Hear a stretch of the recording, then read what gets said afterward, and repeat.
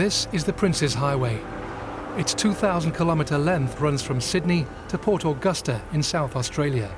It is a long but scenic route that on the 4th of September 2005 became the scene of one of the most appalling crimes Australia had ever witnessed.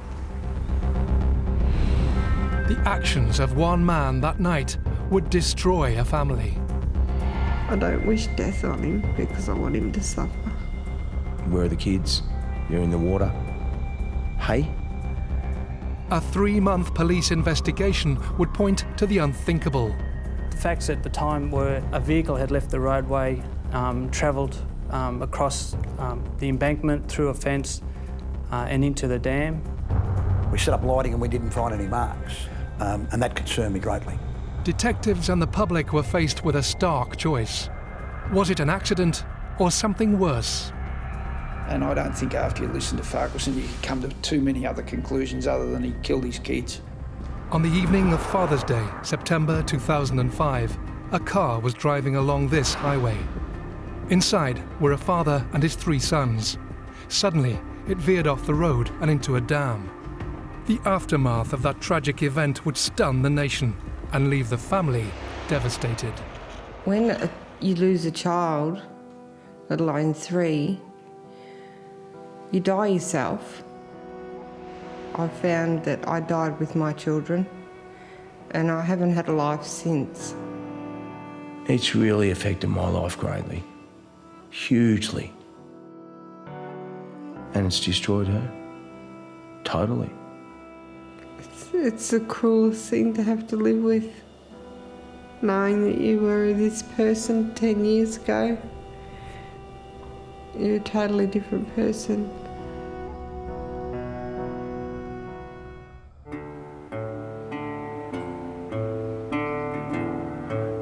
About an hour's drive west of the city of Melbourne lies the rural township of Winchelsea.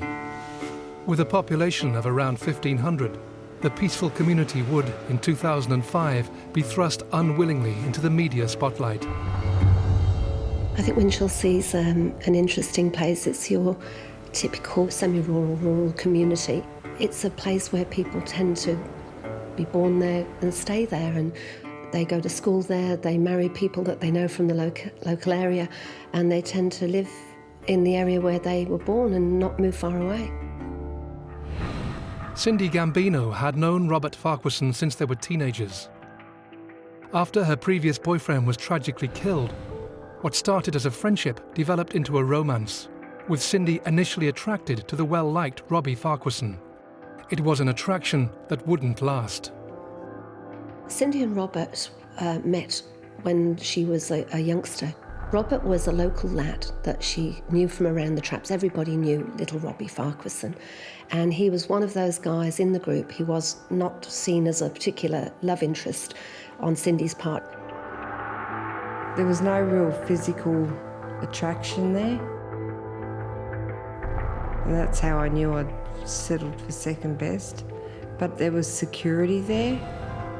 He was just solid, reliable Robbie that was always around, offering her lifts, giving her a lift home from the pub, giving her a lift from the local disco. He was Mr. Solid, Mr. Reliable that was never going to want to move away from Winchelsea, which suited her fine.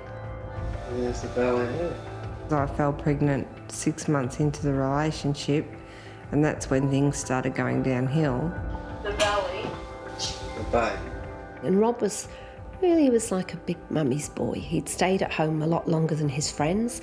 When he found Cindy, she already had somewhere to live. She was already independent. And he sort of sees that strength in her, you know, that she can look after him. And he sort of treated her like his mum. There was a lot of things that he wouldn't do. I remember the first time I went shopping on my own and left Jay with him, and Jay was just a new baby. And come home and Jay was in a dirty nappy and he wouldn't change the nappy. Never ever got up during the night to the children. It was always me. She and Rob had been together, I think, for about 6 years then, when they decided to tie the knot.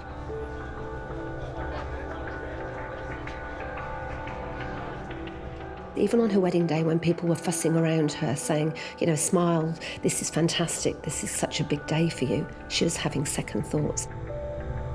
By then, they had 2 children, Jay and Tyler, and were joined 2 years later by their 3rd child, Bailey.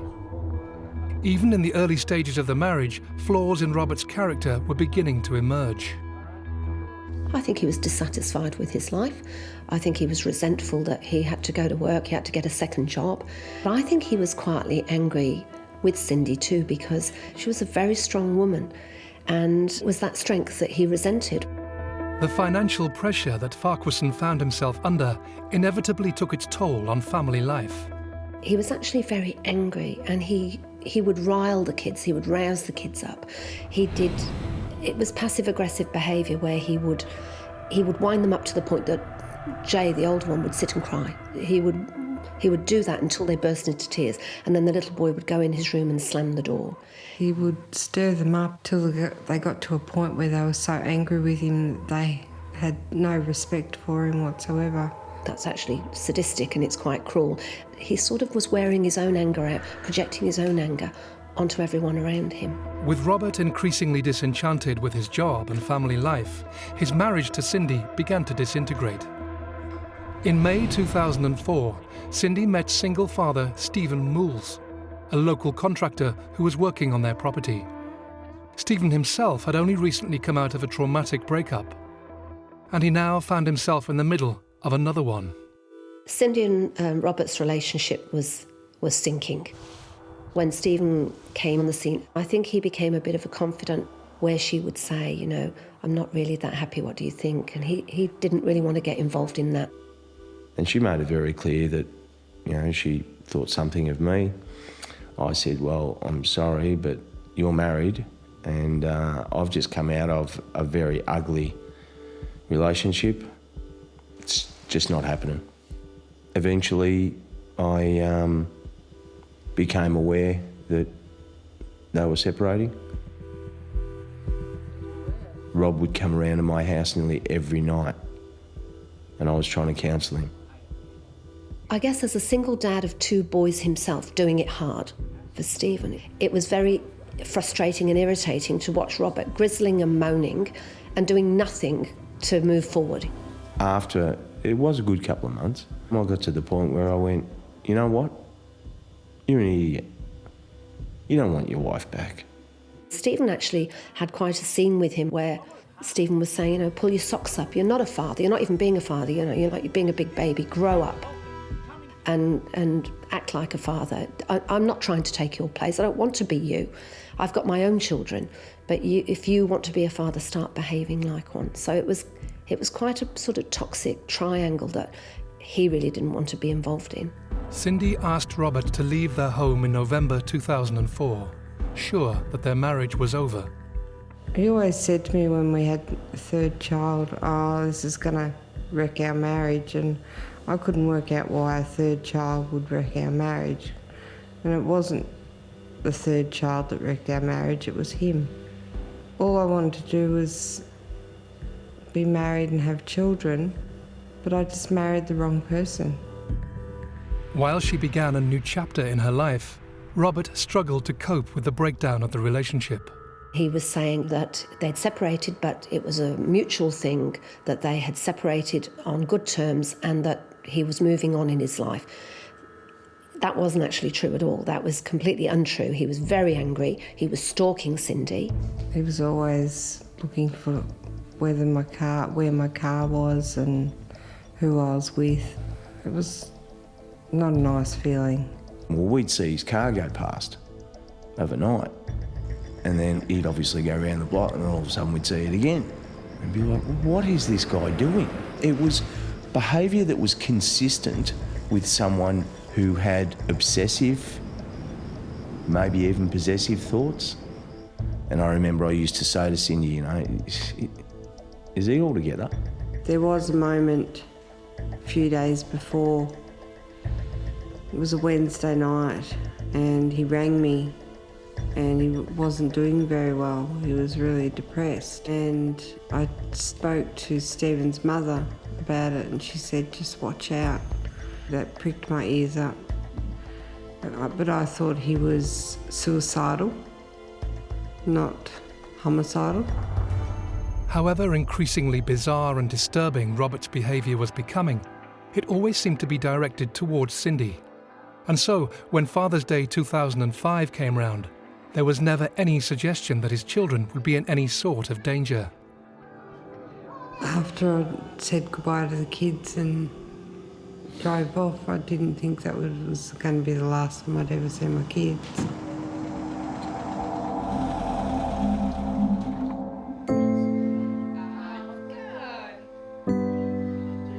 Jay absolutely loved football. He had a dry sense of humour. He was a good kid, very responsible. Jay was an extremely intelligent little boy, very focused on where he wanted to head in life, wanted to be a fireman. Tyler was Mum's boy. He would come up and just turn the vacuum cleaner off and, "I just want to give you a hug, Mum." I could see, by the way he was towards me, that there was something missing from Dad. Did you take a picture? There was definitely something missing from Dad, whether it was cuddles, whether it was bedtime stories, combination of all of the above, I don't know, but there was something missing. What about the muscle man? Bailey, on the other hand, Bailey, no. he was just a really magnetic little boy. Yay! He took to me like a duck does to water. He loved Stephen to bits. He just didn't have a chance. Father's Day in 2005 began like any normal day. The whole day started so well. Cindy spent the morning with her own father, took her children to see her own dad, and then she took the children to Rob.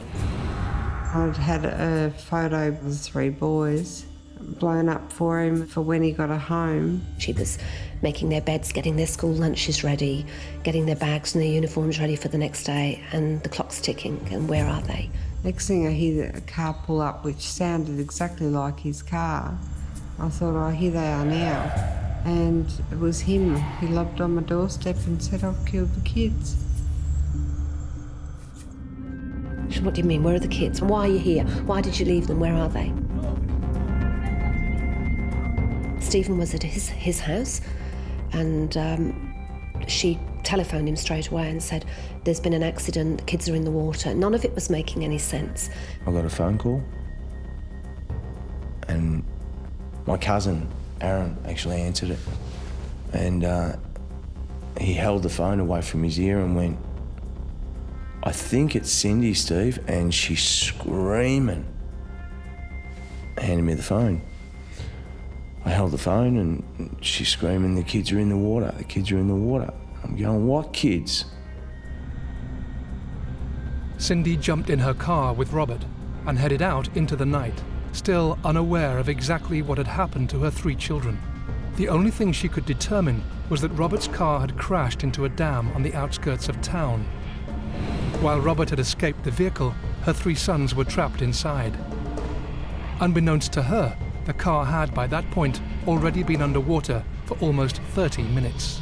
All I do remember is turning onto the highway, and by the time I'd hit the roadhouse, I was doing 145 clicks. Oh, I just remember saying I had to get to my kids. It was 7:45 when they arrived at the dam, followed minutes later by Stephen. Still, no one was aware of the terrible fate that had befallen the three children. Cindy's car's parked there. Rob's car's nowhere in sight. Cindy was hysterical, just running up and down, up and down, up and down. What's going on? You know, where are the kids? They're in the water. Instantly, from the second of seeing him, "You got to smoke." I said, "What?" My initial thought is, hang on. You're telling me your kids are in the water? You're asking me for a smoke? There's something not right about you. Where are the kids? I said, "Get out of my face or I'll fucking kill you."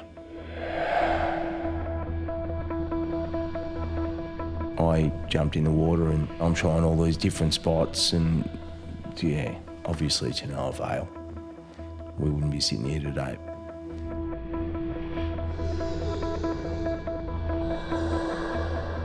Yeah, it was only shortly after that the services arrived. They started unloading ropes and this and that, and as soon as I saw a rope, I went, yep. And I grabbed a rope and started tying around my waist, and he said, what are you doing? I said, I'm going back in. At least I got a rope this time. No, you're not, mate. Well, I was the first ambulance to arrive on the scene. I was actually pointed out to Robert Farquharson. I found out that he'd been the driver of the vehicle, and at that time there was 3 kids trapped in the car in the dam. I remember glancing up. I glanced up a few times actually to see where he was, and I remember he was up at Cindy's car, had his legs slightly spread and his arms folded, just looking, and not even comforting Cindy. I remember saying that to myself as well. Not even comforting Cindy. Cindy was hysterical, absolutely beside herself. His demeanour was a bit odd, I found. Like the time I had with him, he never asked about the kids.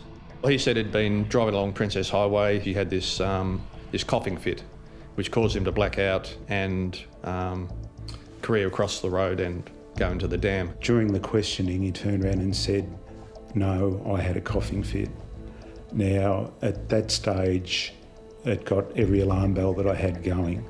People can have coughing fits and black out, but basically it's associated with quite often a heavy smoker who's got a disease process very similar to asthma. Now, it's something that when started doesn't disappear in 5 seconds or 5 minutes. It is something that when you look for and listen for, you'd have signs and symptoms to support what he stated. There was nothing I could find to support what he said. Meanwhile, officers from the Victoria Police Major Collision Investigation Unit had arrived at the dam, and their years of experience investigating incidents on the roads was telling them something was amiss at the scene. Where motor cars run off the road, then the driver panics and he oversteers the car, they lose control and see those marks regularly on our roads. So initially I thought that that's probably what would have happened, so we're going to set up a lighting system back. In the end we went back nearly a kilometre along the road. We set up lighting and we didn't find any marks, and that concerned me greatly. As police conducted their investigation at the scene, Farquharson was taken to a local hospital for a medical examination.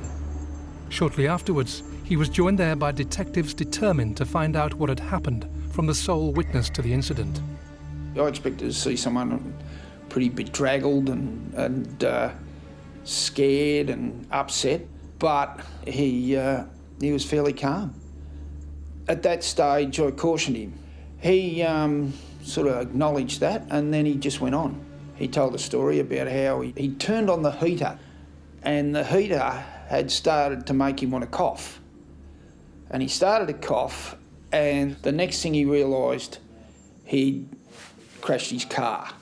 The car rapidly sank, the kids didn't get out of the car, and he tried to get the kids out of the car by diving under the water. Now, at that stage, we really started to have our doubts about him because he just didn't look like a bloke who'd been diving under the water. Back at the scene, any hopes of a rescue operation had long since faded. At 12:40 a.m, some 5 hours after the car had plunged into the dam, the vehicle was found by a police diver. In it lay the 3 bodies of Jay, Tyler and Bailey. The vehicle was actually vertical, nose down into the mud. The driver's side door was open and the eldest boy, Jay, his upper body was out onto the driver's side door. So he'd nearly got completely out of the motor car, which was, upsetting for, I think, everybody there. So we winched the car out of the water. Of course, a huge amount of water ran out. The very first thing I saw was the ignition switch. Now, I thought it was very unusual that a person would, in the dark, have a coughing fit, drive out onto a dam and turn the ignition key off. And of course the headlight switch was turned off. So why he turned the headlight switch off sort of astounded me also. So the gear shift wasn't in the overdrive position, it was in the direct drive position. And it was a cool, cold night and the fan wasn't turned on. So for a person that was having a coughing fit, had a cold, not to have the heater on, I thought was really strange too. So a lot of factors in the car that, and the three boys, of course, they were all out of their seatbelts, and that was very disturbing to think that they'd got so close and just didn't make it. Whilst the evidence from the car and the scene was pointing to foul play, Farquharson's behaviour at the hospital was fueling detective suspicions. At the completion of the interview, I had no doubt that something was terribly wrong. He only asked two questions, really. He said, I haven't been in a lot of trouble. I haven't been in a lot of trouble. What's the scenario for me from here? And the other one was, what's going to happen to me? I was gobsmacked because they're not the sort of questions you'd be asking. You know, what are happening with the kids?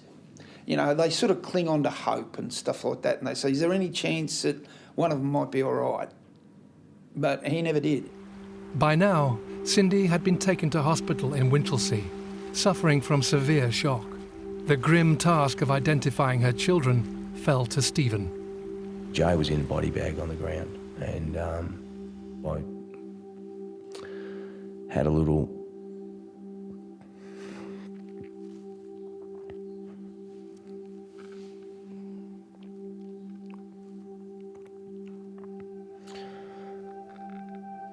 word to Jay.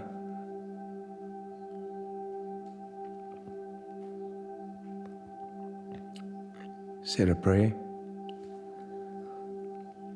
I remember saying to the coroner after that, I walked back over to the coroner and I said, this is shit. I said,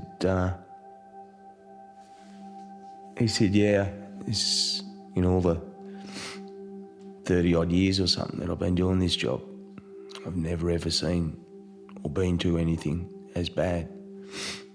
I said, Tyler and Bailey are in the car, am I allowed to touch them? He said, no. Oh, okay. And with that, I walked over to the car. I knew Bailey was gone, obviously, but I whispered in his ear, you know, you'll be safe.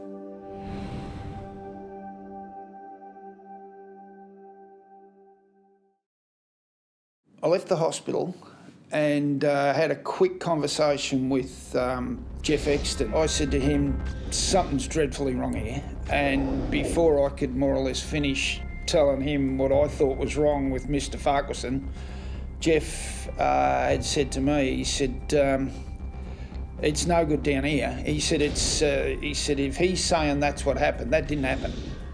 He said, there's something horribly wrong here. Ordinarily, in a homicide investigation, police will have a crime and try to identify a suspect. In this case, they knew something had happened, they just didn't know if it was a crime. The facts at the time were a vehicle had left the roadway, travelled across the embankment, through a fence and into the dam. The driver had got out, flagged down a car and gone back into town to raise the alarm, where he didn't partake in any of the rescue effort. And as detectives, that sort of raised some flags in their own mind as to, are we dealing with a tragic accident or is there something more that needs to be further investigated? I made a list, and on the top of the list I put, he did it or he didn't do it. And on the left-hand side of the list, I had a whole list of things that I wrote down which pointed towards him doing a deliberate act. And they were all along the lines of his demeanour, his dodgy story. Just the crash couldn't have happened the way he said it happened. The fact that the car was still under acceleration as it went into the dam. The fact that when I'd gotten into the car and he told me that he'd turned the heater on. Well, the heater was off. The lights weren't on. He'd turned the lights off and the ignition was off.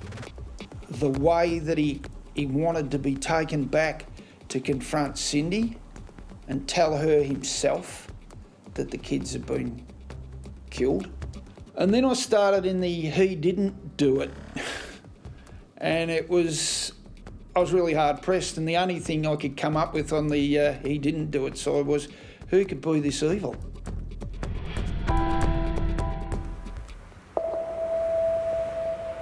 Whilst the police carried on with their grim task, the family faced their own torment, the funeral of the 3 boys. The children were buried in Winchelsea Cemetery. Cindy had booked a burial plot for herself to be buried next to her children one day.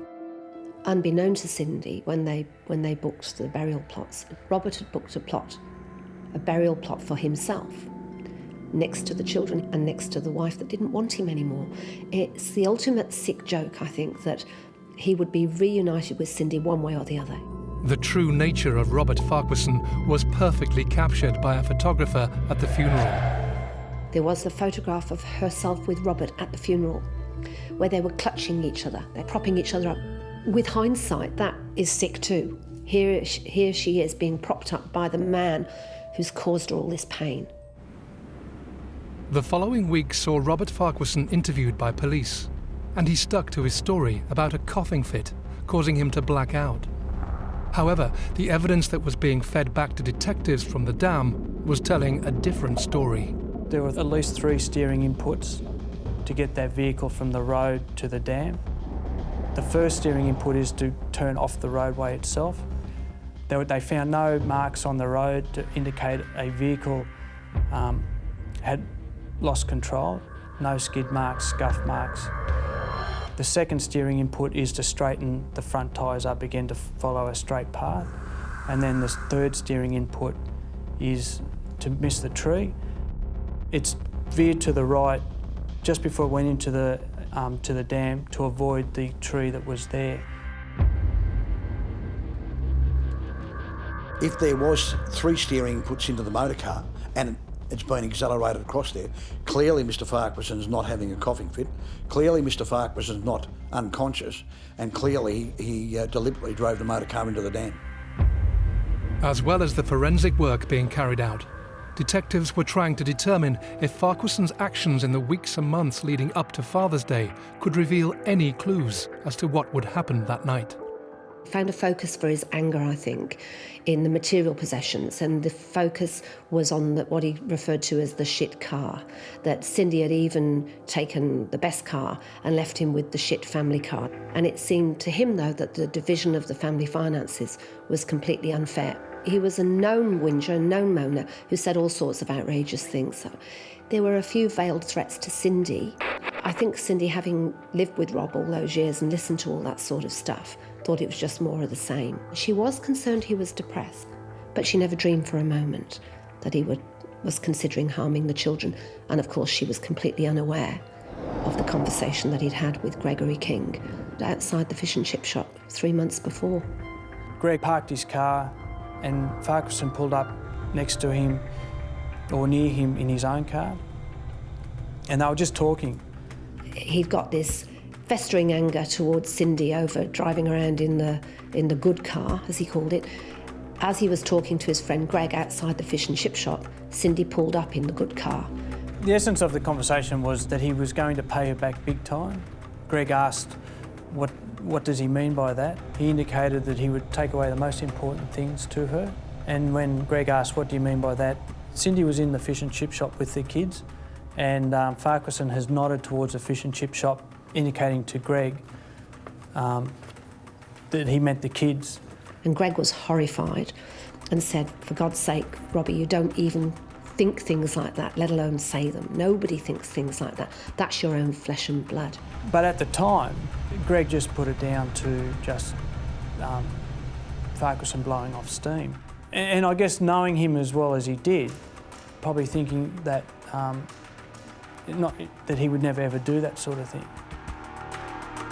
Greg King's statement was enough for police. On the 14th of December 2005, Robert Farquharson was charged with murdering his 3 children. Throughout the investigation, Cindy had been kept informed of progress. But despite the mounting evidence, she still couldn't comprehend that Robert could be responsible. So on the day that we were going to charge him, I did go and see Cindy and let her know that that was the day he was going to be charged. And it was a very difficult time for Cindy. That was not what she was expecting. I was devastated because I couldn't believe he did it. I was in denial. They said, oh, we're charging him with triple murder. Okay, fair enough. Jared said the same thing to Cindy. She just broke, absolutely hysterical, just broke. Yeah, she was beside herself as far as she was concerned. They were bastards and they were doing the wrong thing, charging him and this and that, and he loved his kids and blah, blah, blah. She still clung on to that belief that this had to be a terrible accident. There was no way anyone would do such a dreadful thing just to punish her for ending the relationship. She could not get her head around that. So right from the time Robert was charged, she was part of the campaign to clear his name. Police alleged he had deliberately driven his car into a dam and his sons had drowned. In August 2007, that theory would be tested in a highly publicised court case. And that's what the purpose of a trial is to test the evidence to determine guilt or innocence. Cindy was supporting Farquharson in the first trial. I didn't want to believe still at that point that he would deliberately do this to their children. She was a gift to the defence. She was a gift in that trial because she said all the right things, but the evidence was overwhelming. It was a 3-month investigation. There were things that we did to investigate the veracity of the story. We found a car that we put in the dam to test how long it was before it filled up with water. To me, that was very compelling, that you had time where you could collect your thoughts, collect the boys, work out a plan and say, well, this is how we're going to get out. He could have saved at least one of the boys. Inevitably, the whole trial was under the intense scrutiny of the Australian media, with the court of public opinion even questioning the veracity of the witnesses. Members of the public couldn't believe that Farquharson could take his 3 children's lives in this fashion. And the negativity that we got on the internet from Facebook and those types of blogs that were set up was terrible. And it affected me, got absolutely no doubt about that. It affected my family. And it was a very, very stressful time. I've never been involved in a trial where the atmosphere has been so toxic. No one was conceding anything. It was almost like the defence's view was that we'd been sitting at home and we'd been told about 3 kids killed in a dam, and we'd decided, well, I better stroll down to Geelong and see if we can find someone guilty of this. I just got the feeling that it just got personal. On the 2nd of October 2007, 2 days before what would have been Jay's 13th birthday, the jury retired to consider their verdict. 4 days later, they found Robert Farquharson guilty of murdering his children. I was praying that he was innocent, and when he was convicted, I broke down, like I was taken away in an ambulance. Cindy and her mother both broke down. For myself, I had tears of joy running down my cheeks. I felt elated. I just thought, yes, you beauty. Farquharson received a life sentence for each of the 3 counts of murder. The judge refused to set a minimum term for parole. Cindy, meanwhile, was left to continue her search for answers. Answers that certainly weren't forthcoming from Robert in jail. He doesn't call her, he won't let her be on the visitors list, he won't respond to her letters. She hears that other people, other friends are visiting him, and yet he won't see her. And she started to think, I think she said to me once when I was there, you know, why do you think he won't respond to my letters? I said, why do you think? She said, well, It's not that I think he's guilty, but perhaps he just doesn't want to look at me. Why wouldn't he want to look at you? Why can't he face you? She said, well, I'd know if he were lying. I said, would you? Would you really know if he were lying? She said, I think I would. And maybe that's why he doesn't want to see me. And I thought then, somewhere in there, the thought is germinating, somewhere in there, that he just might not be telling the truth. There was an initial time where she said, I feel as though he might have done it. She was in doubt for a long, long time until she put all those variables together and all those little bits of facts here and there together. And then she finally conclusively said, I believe he's done it. It was a weight lifted, but it was still a long road ahead.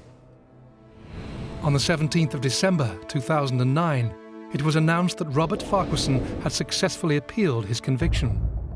One of the things that came out of the publicity for the retrial was we actually identified a significant witness who came forward in relation to having been on the highway at the time the Farquharson's car was on the highway and saw pretty much the car go off the road. Dawn Waite was a farmer's wife from Warrnambool who had been driving along the highway that night behind Robert. She didn't come forward in the first trial because she'd been diagnosed with cancer. She knew he'd been arrested. She felt that she was just another witness. They had a strong enough case. After seeing the coverage of the appeal where he was released pending a new trial, she felt that what she had to say was crucial. What she described was a man on a mission. He was slowing down and braking, as though he was pausing. She decided to overtake him because she felt he might cause an accident. But as she overtook him, she noticed he was transfixed, looking to the right. He wasn't even aware of her passing. He was just fixed, looking to the right. He wasn't coughing when she passed him. He wasn't in the midst of a coughing fit. She looked in a rear vision mirror and she saw the headlights of the car turning off the road to the right. Now, that was the car turning off the road and heading towards the dam. This was not a man slumped over the wheel or coughing in the midst of a coughing fit, as he claimed. It showed him slowing down over a distance, constantly slowing down, driving off, and looking to the right. A man that was looking for that dam. It changed everything. Dawn Waite's statement to police was enough for Cindy. She was now convinced Robert was responsible for the deliberate murder of Jay, Tyler and Bailey. She contacted the police and changed her statement. This is too incomprehensible. I can't believe that this person would hate me that much to want to murder his own children who he worshipped, the ground they walked on. The second trial of Robert Farquharson began on the 5th of May 2010.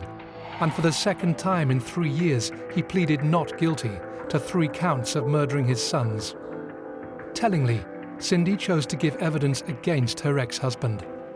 She was dreading it, absolutely dreading this second trial. But when it came, she said, I was Robert's voice first time round. I spoke up for him. I was loyal to him, and I was misguided. But second time around, my children will have a voice, and I will be their voice. As powerful and moving as Cindy's testimony was in court, a defining moment came when the accused took the stand. Farquharson was put in the box and he had a shovel and he dug himself a hole and he never got out of it. I think his evidence was just unbelievably bad. He had clear memories of things that would suggest that he was innocent, and every time things were put to him about, well, how do you say this could happen? Oh, I don't know, I've forgotten. Can't remember. I can't remember was like his biggest answer, I think. He gave evidence like he'd lost his push bike. You know, we weren't talking about the 3 kids, and I think the jury probably saw what we saw at the hospital. And I don't think after you listen to Farquharson you could come to too many other conclusions other than he killed his kids. The day the jury delivered the verdict was significant because it would have been Tyler's birthday. And for Cindy, that was like a message. We went and lit a candle at the church and prayed for the truth to come out. On the 22nd of July 2010, on what would have been Tyler's 12th birthday, Robert Farquharson was found guilty again of murdering his sons. He received a life sentence with a minimum term of 33 years.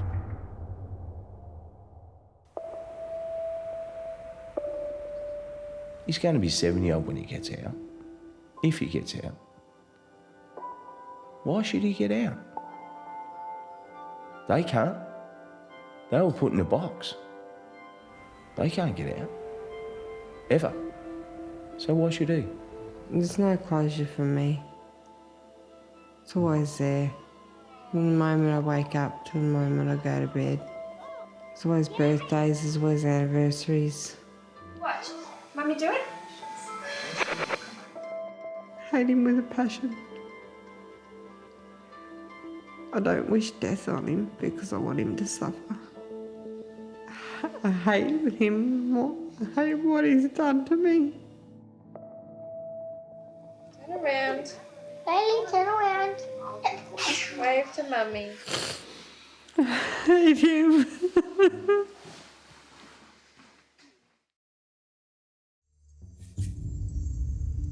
I believe this crime was so shocking because it was out and out revenge. I think it all comes down to I don't think you realise the value of having a child.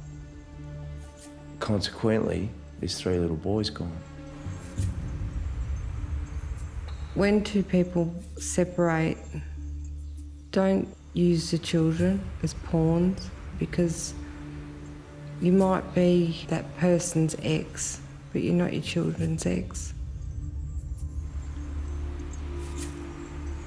Cindy said to me once, do you think he didn't love them? I said, I think he did love them.